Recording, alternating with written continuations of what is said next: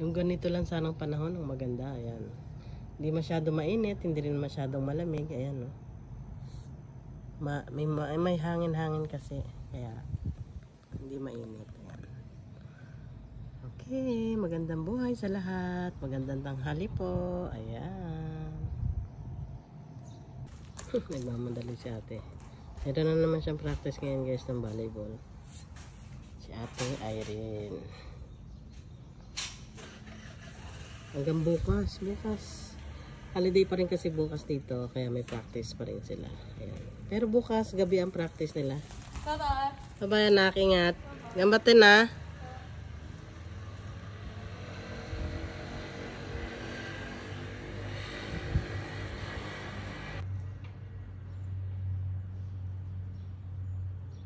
Alauna hanggang alas 4 ang practice nila guys ng volleyball. Diyan lang din sa school.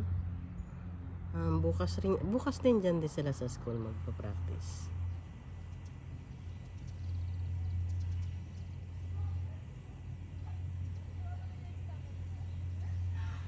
Ayun, kasama niya sa volleyball yun. Yun, isa.